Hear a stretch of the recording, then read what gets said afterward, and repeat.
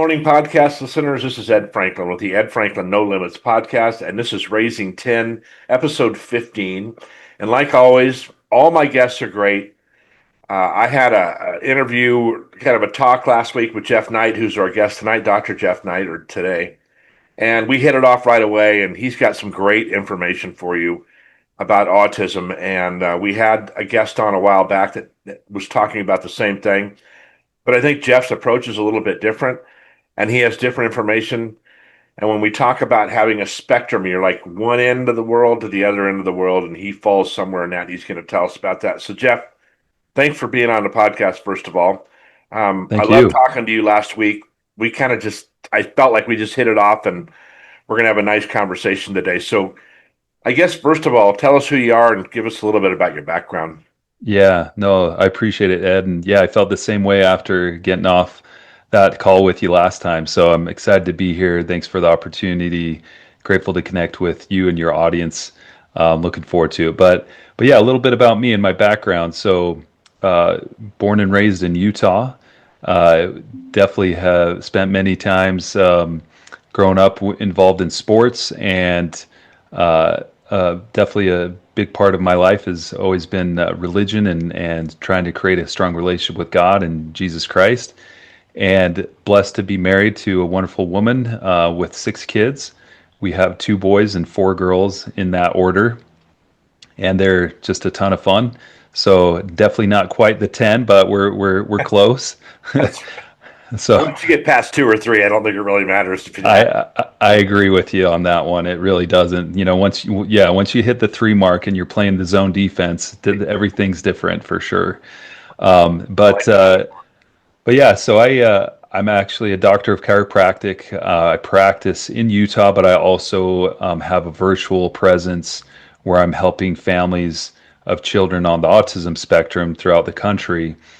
And I go at it a little uniquely in the sense that we focus more on the physiology or the internal chaos, as you might want to call it, and it's addressing cellular healing and detoxification to help reduce some of the stress on the body and the nervous system, and help these children make some strides into overcoming some of those challenges that can hold them back and really allow them to become the best version of themselves possible. That's our goal. So I've been doing this for a while. I've been practicing since 2012, and just north of Salt Lake City is where I reside, and it's been a great journey. So I'm just excited to share You with have everyone. you have clients all over the U.S. I do. Anything outside of the U.S.?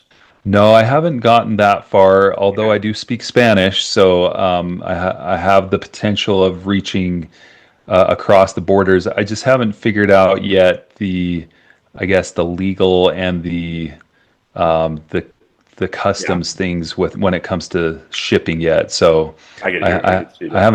haven't gotten to that space yet, but I do have some families that I do work with here in the U.S. that speak Spanish and English, and so sometimes we'll go in and out of that. So Right.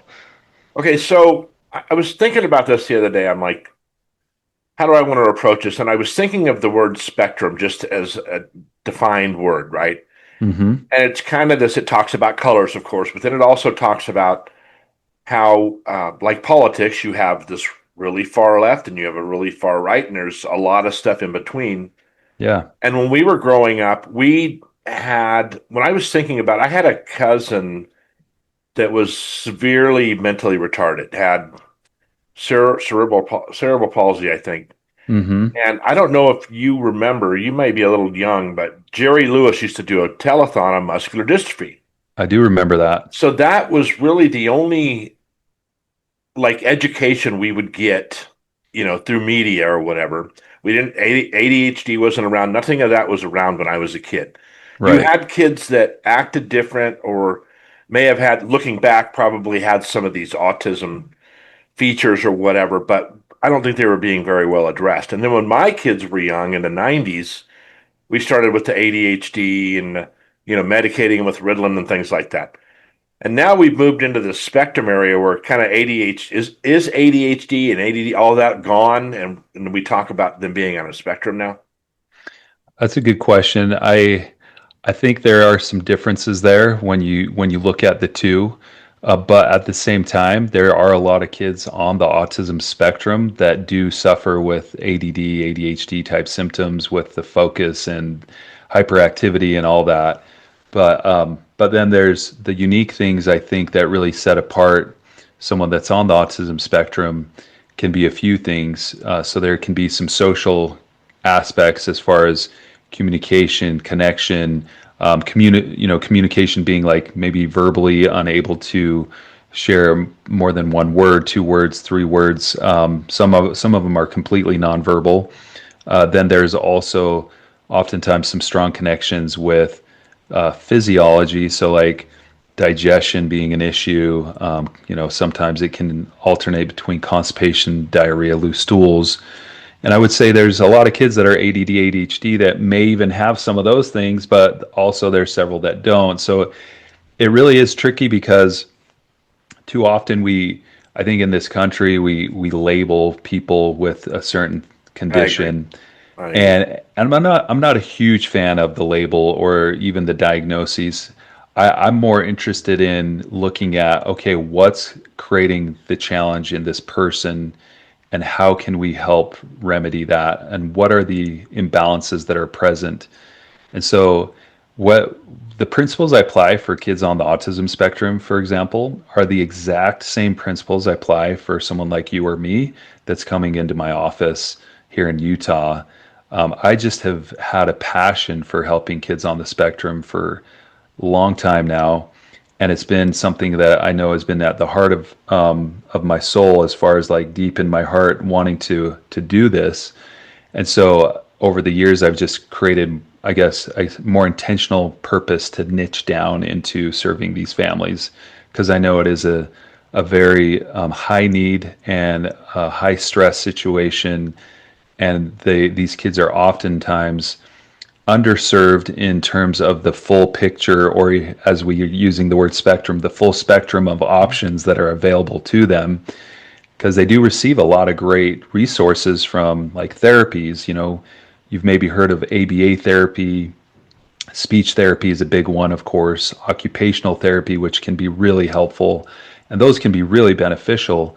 But a lot of these kids aren't getting the addressing the cellular healing or the internal approach to helping remove toxins and hidden infections, meaning infections that just oftentimes get unnoticed or undetected. So that's really where I step in. So But let's talk kind of a about that. long answer to your spectrum No, connection no, no, no. there. I get it. What? So a parent.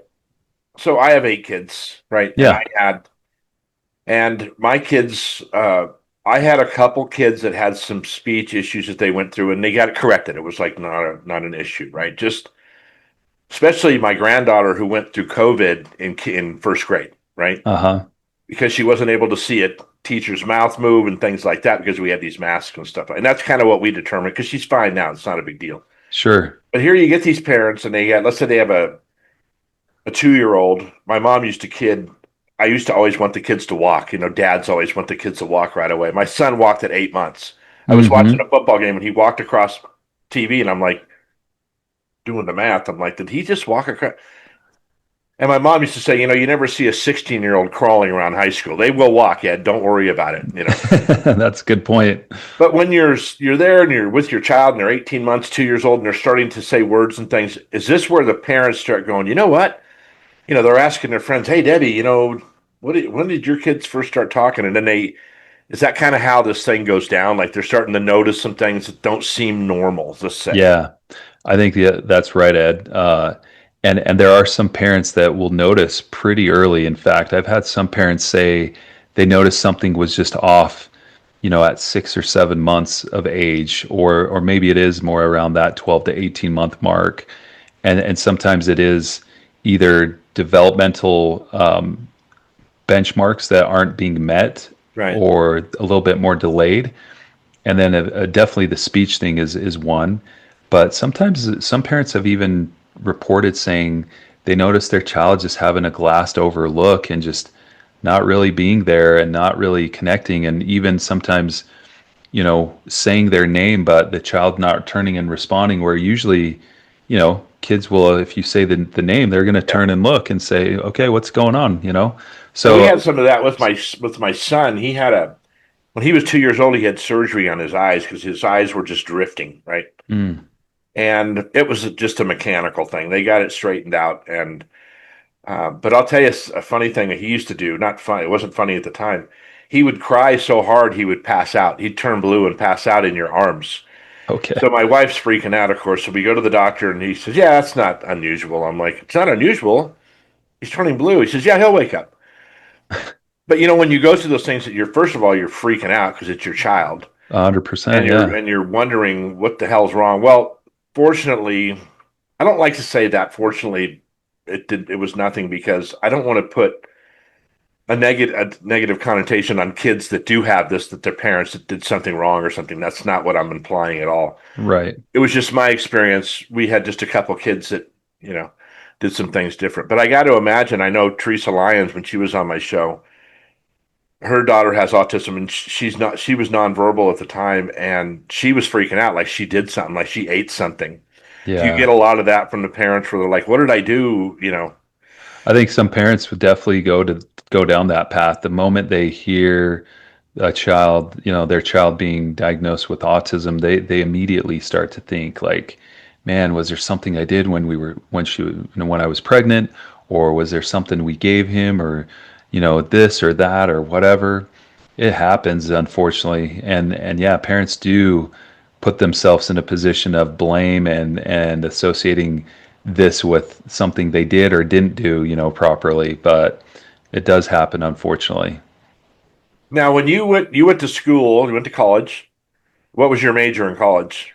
So my undergraduate, I actually majored in business management, Okay. and then when I went on to chiropractic school, of course, a doctor of chiropractic there. So So when did autism enter your scope? Like you started seeing it's something that was like a path for you. I didn't realize. I mean, I noticed autism when I was, probably in high school, college age, where I'd heard about it, but it never even occurred to me that was something I wanted to pursue. Honestly, like I'll give you the straight answer. It was December 30th, 2012, Wow. to be really specific. Okay. But there was things that happened prior to that that really impacted me. I remember going to a week-long seminar down in Southern California, so not too far from where you live, more closer to LA. And I remember sitting in this seminar and I was watching this doctor share a case study about a client of his who had autism. He had a video of this child coming in with his mother. This kid was all over the place, just bouncing off the walls, jumping off the chairs, nonverbal, not connecting, not following the instructions, no, not receiving, guidance properly or receiving it, the way you would expect or hope from. I think it was about 3 or 4 years old. And then he shares like what he did to implement some change and to provide some help and healing for this child. Right. And then there was a video that was done like after the fact, and you see this kid calmly sitting in a chair looking at a book, just as normal as could be from like what you'd call a neurotypical kid. And it's like, whoa, what the heck happened there?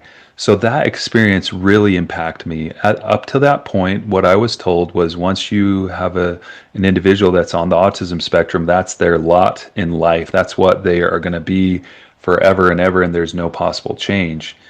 But I witnessed a miracle because I'd never seen that. It was a miracle to me. And I was like, wow. And that really kind of pricked my heart. Anyways, December 30th, 2012, I was my 2-year-old daughter woke me up in the middle of the night. I could tell she was hungry. So I got a bottle of warm milk and gave it to her. And she, as I was sitting there feeding her, like I had this distinct impression where I felt God saying, Jeff, you need to help kids on the autism spectrum. And I was like, whoa, that was definitely not my thoughts. That was never my intention. And just to kind of give you some context here, Ed, I had graduated from chiropractic school December 14th, 2012, so just 2 weeks prior. And I'm just wrapping my head around the idea of like, man, I'm getting fresh out of school, going to go start working in a clinic, maybe my own to start out with. And I'm thinking like I'm going to be focusing on musculoskeletal injuries, but all of a sudden God throws that into my mind, and I'm like, really? Like how in the world am I going to do this? Right. And of course, I go back to that conference that I went to in September of 2012, and I think that was something I needed to see and witness to give me the confidence and the hope to realize, okay, there's a way. I just got to go learn and figure this out. And so that was where like my journey after that point, and I shouldn't say I wasn't perfect at implementing that invitation from God, Right. because I was a little bit more like Jonah and the well, where the Lord's like, "Hey, go to Nineveh and preach to these people," and Jonah's like, "Yeah, no thanks, I'm going this way." And of Well, God course, is a has an extremely good sense of humor, by the way. He's doesn't he? thrown things at us that I was like, really? Are you serious? Not again, Exactly. kind of thing. Yes. But well, that's awesome, and that's you probably kind of manifested this in a way too, where it was on your mind, right? It was God Yeah. put it on top of your mind, so you were headed down that road. Yeah. So here's really interesting. You're a chiropractor. You're helping families with autistic kids. How do those link together? Yeah, that's a great question. I like that a lot. And really, when you if you understand the philosophy of chiropractic, it goes like this. The power that made the body can heal the body. So that's one of the key philosophies, as well as the body is designed to be self-healing and self-regulating, and the brain and the nervous system are the master controllers of that body. And so knowing that philosophy and understanding the wisdom that our bodies have within us allows us to really approach a lot of situations with an open mind to say, okay, what's interfering from the normal healing process here and the normal functioning process, and what can we do to either remove anything that's interfering or provide the support the body needs to help it heal on its own. And so that right there alone simplifies, the whole question of how chiropractic and autism can come together.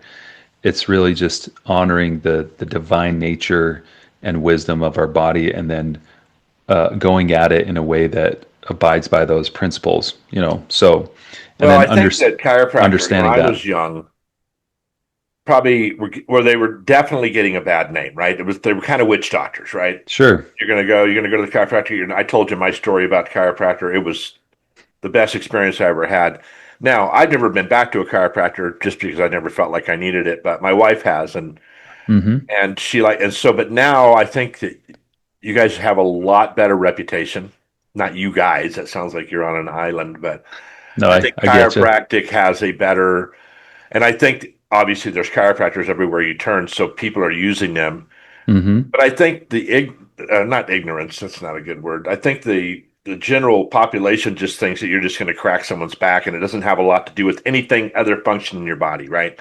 For sure. Yeah. Yeah, and that's right. And oftentimes, Ed, people jokingly, when they find out I'm a chiropractor, they're like, "Oh, so how's cracking the backs?" And I'm like, you Yeah, know right. what? I'm like, that's a small piece of what I do, Right. and it is a great tool. And we do use chiropractic adjustments in our office.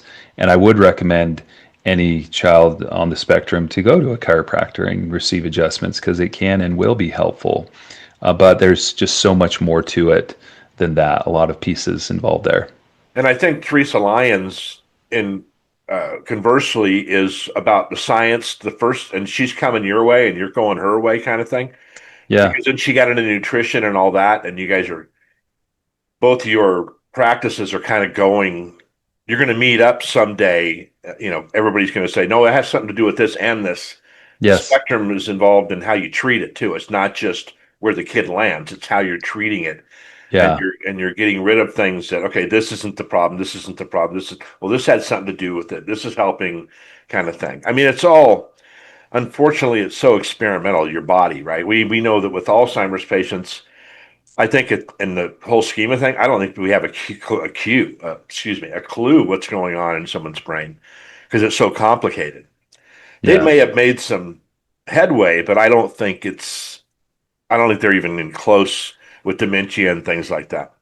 There's a lot of big things and more stuff coming out. You know, there's a lot of unique things with the Alzheimer's thing. I don't know if you've heard of some people describing Alzheimer's as type 3 diabetes. Have you heard that I before, have Ed? heard that, and I heard that that's like a pandemic that's coming. So Like they're yeah, they're worried about that, right?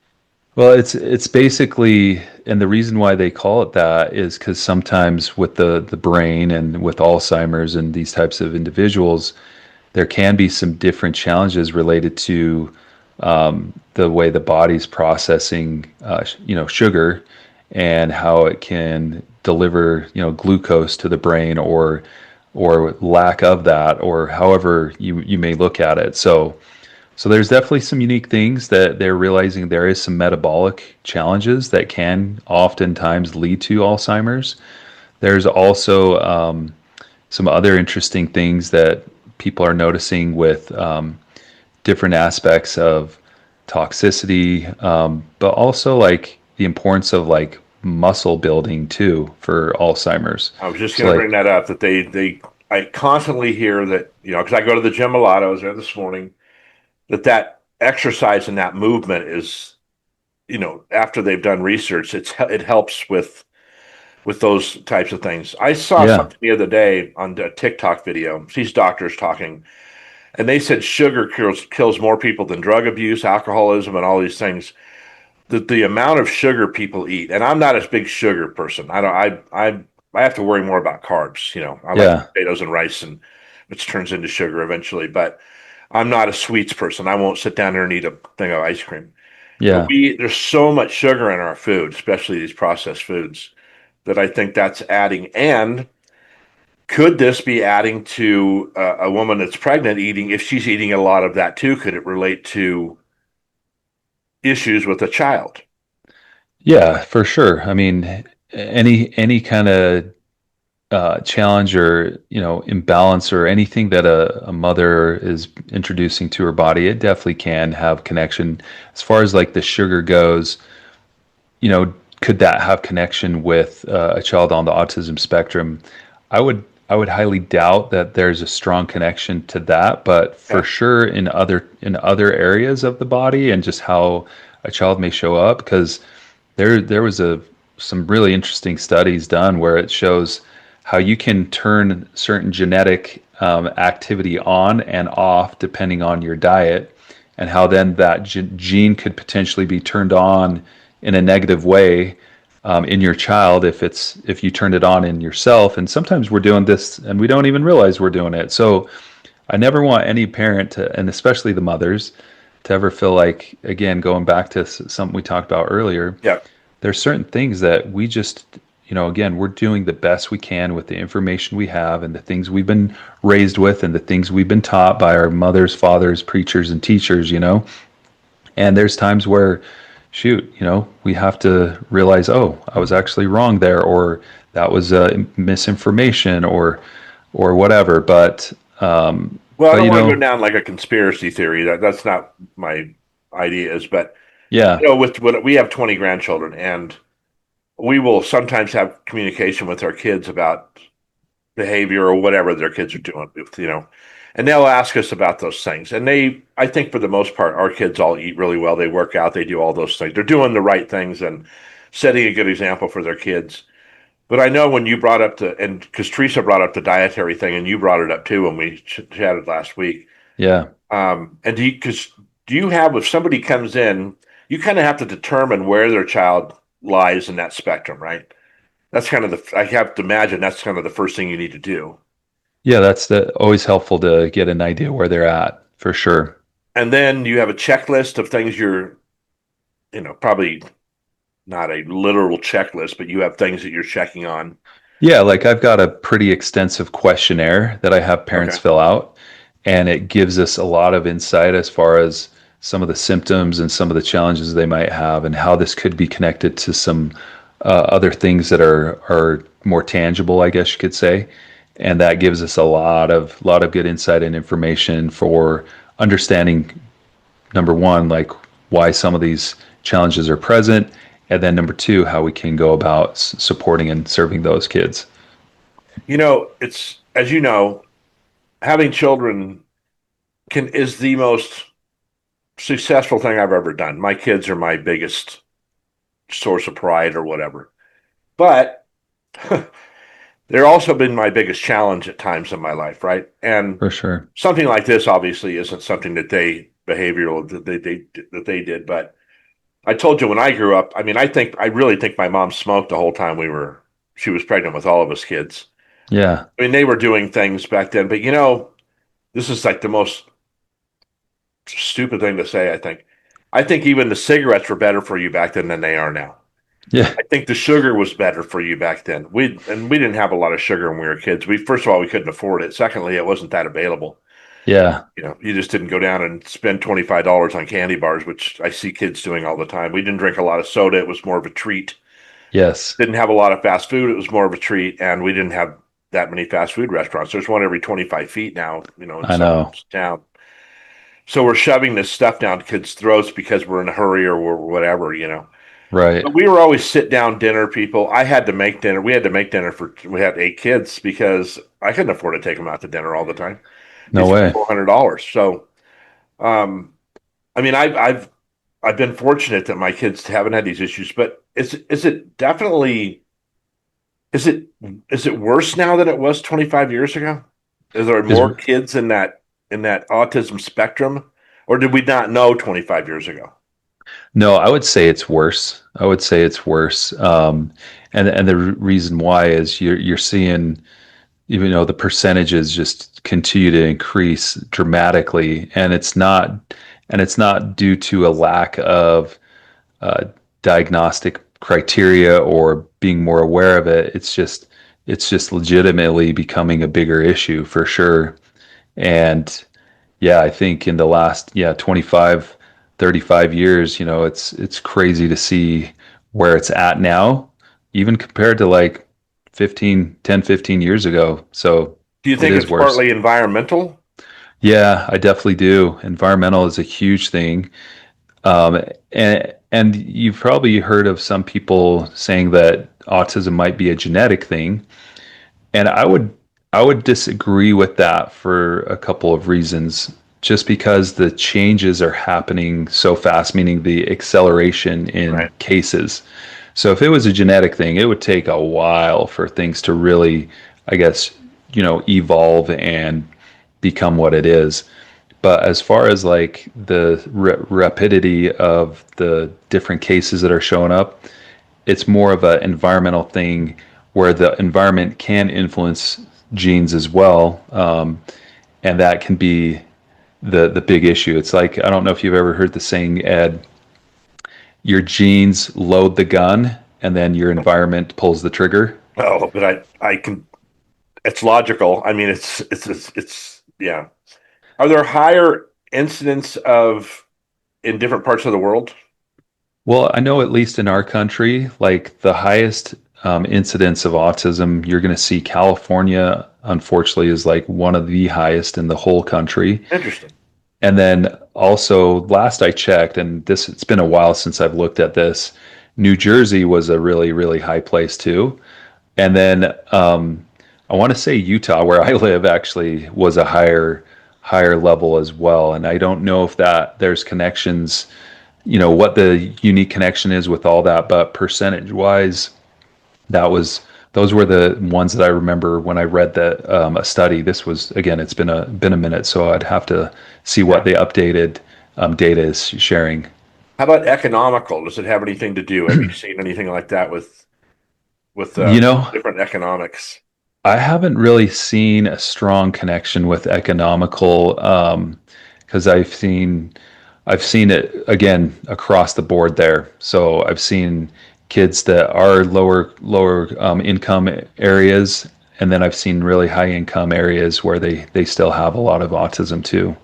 So it seems logical. The earlier you catch it, the better off you are. Is that true? Most definitely, Okay. yeah, yep, Yeah. So I know that we have a in our school district, which is a popular school district in San Diego County in California, actually. They've had quite a lot of success. not as much now, but I don't have kids in the system anymore. But um, they'd have programs where they're watching out for things like this, right?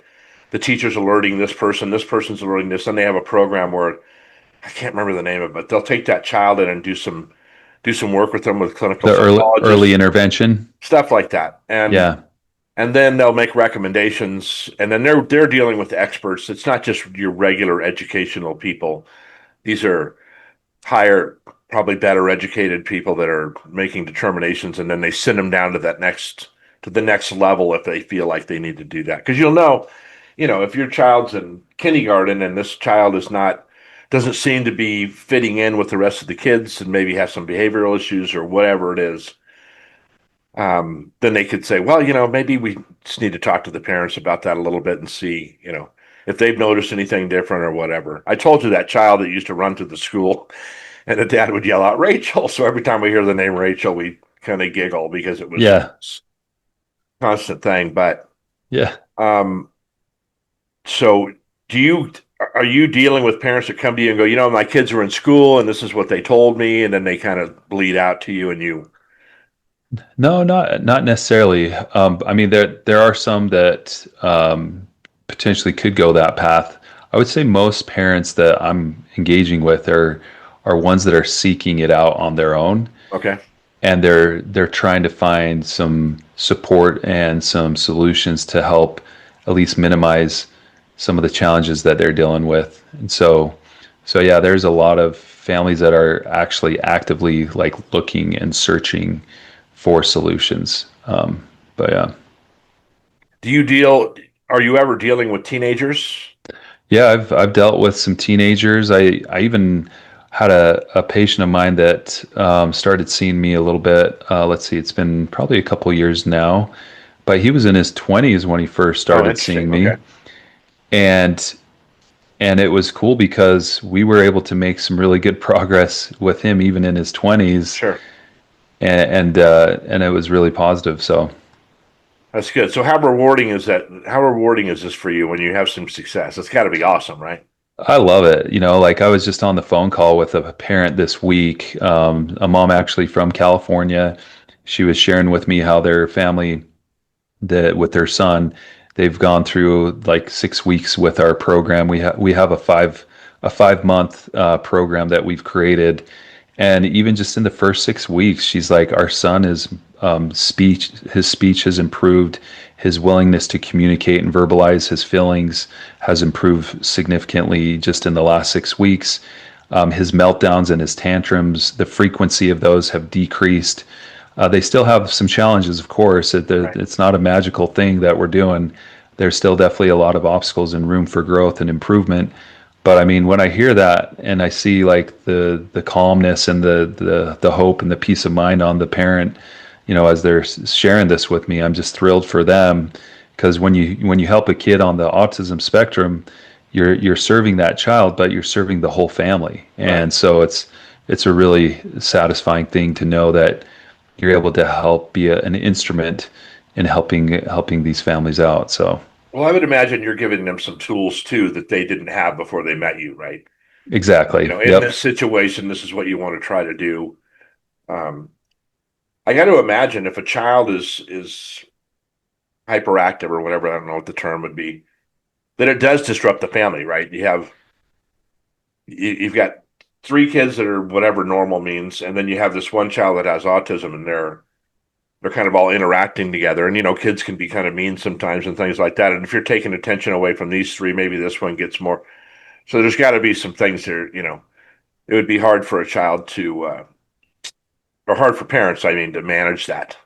It is, yeah, and I've witnessed it firsthand. I have two stepsisters that have sons on the autism spectrum, and one of them, he was just way more challenged and really needed like full-time care and attention, and it did make things difficult, and it did take away at times focus on some of the other kids. And so it's a family dynamic that can be really unique, and oftentimes can be challenging for sure. You know, so I imagine your kids are a little bit more sensitive to this to kids that are like this, Yeah, because of you. definitely. Yeah, that's good for you because I think a lot of times kids don't understand things, so they lash out in different ways. It can be bullying or things like that, and that's not obviously doesn't help the situation, and it's hard on them. But For all right, sure. man, what else you got for me? Well, I mean, just the I think a few things that could be helpful for some families out there if they Yes, have please. kids on the spectrum. So, going back to the dietary thing, just some good, easy, quick takeaways that you could implement even tonight would be the choices you use with the oils you use for cooking. Mhm. So a lot of times people are more prone to be using like vegetable oil, which actually is the canola oil or the soybean oil or the seed oils. Those are highly inflammatory. They definitely can cause a lot of stress to the cells of the body and the brain, and can cause some different challenges. Over time, it can lead to some different stress on the system. So instead of feeling like, oh shoot, we just got to change everything, don't necessarily change what you're doing. Just exchange what you're using. So instead of using the vegetable oil like the canola and the soybean, let's use real butter, coconut oil, avocado oil. Yes. Um, ghee is a good option as well if you like that. But those are things that can be a simple, easy change and exchange that can actually provide a lot of value and benefits for you and your family in terms of cellular health and cellular healing. Some other things to consider and think about. I know I mentioned how we do a lot of detoxification with the families that we're working with. If you ever try to do anything on your own, I would highly recommend do not just jump right into detoxing like a heavy metal toxin or the chemicals or the pesticides, but you need to make sure you're preparing the body beforehand, and you got to set the body up for success. So the best way to do that is really making sure you're supporting what we call the drainage funnel or the downstream detox pathways. So that would include, supporting the liver, making sure the liver is being supported, your kidneys, making sure they're pooping regularly. So the colon and the lymphatic system, which also has a lot to do with waste removal inside the body. And so really supporting those things is absolutely critical to be able to effectively and successfully detox properly. Yeah. Because And you a have lot a of lot of times, information. I'm looking at your website right now. yeah, And you have a lot of information. You have blogs, you have articles, you have a podcast you do, a lot of services, and um I'll have your email or excuse me, your website in the stuff, but it's autismwellnesscenter.org. So yeah, autismwellnesscenter.org. Anybody can go on there and check it out. Um, as you probably guessed, Jeff is virtual, so you can contact him from anywhere in the US and hit him up on his website. He has a great Facebook page. I'm following on your Facebook, so I get to see your face about every 5 minutes. all But you right, post a lot on there, which I'm glad because I listen to your little things, and I like that kind of quick stuff that you're doing on there. cool. So Hey, I appreciate it, Ed. Thank yeah, you. well, I think that we talked about how athletic you were and stuff, and I think that you're hypersensitive to that, which I think is good. Yeah, And I saw this guy online the other day. He just came up on my TikTok feed. Now he's coming up all the time.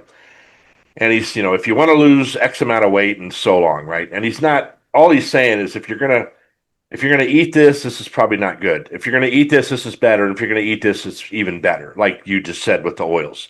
yeah, And he puts that out there like, let's say cheese, if you're gonna eat this, this is not as great as, but this is better, and then cottage cheese is even better. If you want to snack at sure. night, don't eat popcorn, don't eat this, eat some fruit, whatever. Yeah, yeah, And I think that's the way people, so little successes, that's the way they're going to get to where they want to go. By change, if you just say, I'm going to lose 60 pounds by June 1st, it's not going to happen right, unless you right. don't eat anything and you just end up. And so as I get older, I'm seeing the doctor on a regular basis and getting tests done and everything. And I'm always happy when I get a test result back and everything's great, right? Because I know one of these days it's not going to be. It's just your Sure. body's just going to go sideways. But so far, so good. And we try to eat right and do those things. And we try to do that with our kids too. And we encourage them to do the same thing. Yeah, It's funny.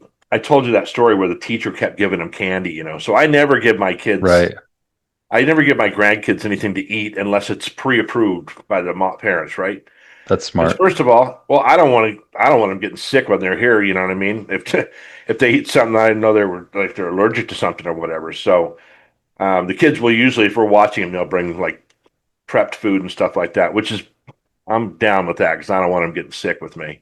Yeah. I've had that happen enough. I've been had my cowboy boots thrown up on and everything else, just like all of Shoot. us. Yeah. All That's right, no man. fun. Well, I'll stay on the line here for a second. I'm just going to do an outro, and then I really appreciate you being on the show. Um, Yeah. I just think you and I, if we were in the same neighborhood, we'd probably hang out probably more than our wives would want us to because we just be That chatting about stuff. And I love talking to smart people, which obviously you are, and I like that. I like your intellect. I like all those things you're doing. So you're doing a Thanks, great job. Ed. I'm proud of you. I don't mean to say that in a patronizing way, No, but that's appreciate awesome. it. Appreciate So it. everybody, this is Ed Franklin with the No Limits podcast. This is Raising 10, episode 15.